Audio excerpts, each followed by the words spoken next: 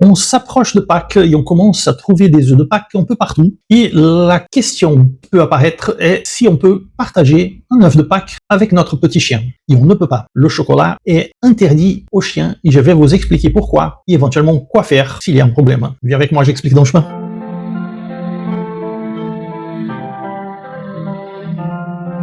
Bien le bonjour, je suis Mauricio Veto et aujourd'hui on va parler de l'intoxication, parce qu'il s'agit de ça, par le chocolat, par nos petits chiens. En Pâques, mais aussi en fête de fin d'année, Noël, réveillon, anniversaire, jour des enfants, tout est prétexte pour un échange des petits gâteaux au chocolat. Et fréquemment, on peut se sentir prêt à partager ces friandises avec nos petits chiens. C'est une très mauvaise idée parce que le chocolat est toxique pour le chien par la présence d'un composant appelé théobromine.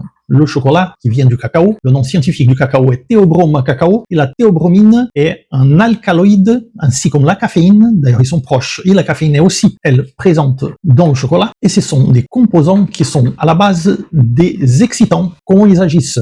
Quand ils sont en excès, ils occupent les récepteurs neuronaux de l'adénosine, qui fait partie de la cinétique normale de notre organisme, et agit comme un calmant en contrôlant les transmissions nerveuses. Sans l'adénosine, le système nerveux, il entre en hyperexcitation, qui d'ailleurs est l'effet qu'on cherche quand on prend un petit café, mais dans le cas de l'humain, avec le petit café, l'effet est contrôlé, tandis que dans le chien, ça fuit à tout contrôle et l'effet est décuplé. Ils sont intenses, les symptômes, ils prennent 4 à 6 heures pour commencer, ils peuvent même prendre 12 heures en vue des variations individuelles. Et le chien montre nervosisme, il est nerveux, il montre de la tachycardie, soif, il urine beaucoup, il a une hypersalivation, douleur abdominale, vomissement, diarrhée, et après ça se complique avec des tremblements, des spasmes musculaires, il devient cyanosé, ses muqueuses deviennent bleutées, il montre des convulsions, l'arythmie cardiaque, tachypnée, il respire très vite, il peut montrer des hémorragies intestinales. À la fin, tout ça se dirige vers un coma qui finit en décès de l'animal. Il peut montrer aussi de la mort subite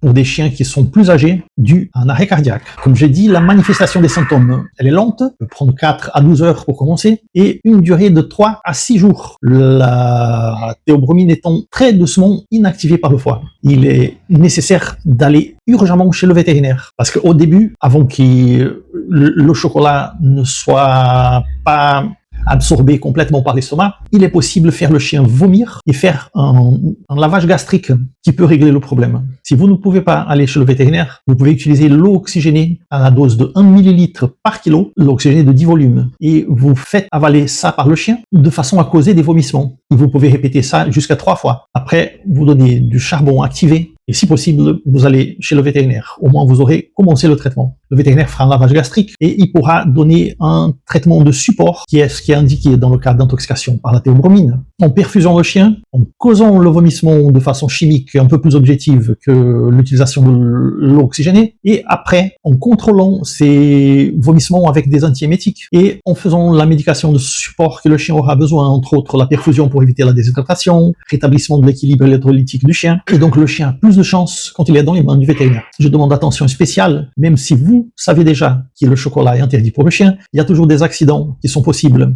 Je me rappelle le dernier cas que j'ai eu, en face, c'était une famille, ils savaient, donc ils ont enfermé le chien et ils ont caché les œufs de Pâques dans le jardin. Les enfants ont trouvé les œufs, mais pas tous. Donc quand ils ont libéré le chien a trouvé ce qui restait, il l'a mangé et il s'est intoxiqué. Il a pu s'en sortir plutôt facilement. J'ai déjà vu un cas aussi où le client disait « Non, mais je donne toujours un tout petit peu à mon chien et il n'y a pas de problème ». Jusqu'au moment où il a donné un tout petit peu et le chien a eu un problème. Parce qu'un chien évolue aussi au niveau de sa résistance. Même si le chien aime le chocolat, ça lui fait mal. Et il peut supporter la dose jusqu'à ce qu'il ne supporte plus. Donc il faut toujours faire attention, notamment quand on reçoit la famille, on reçoit des amis, dans les fêtes, parce qu'un accident peut aller vite. C'est ce qu'on pourrait dire. Et à bientôt pour une prochaine vidéo.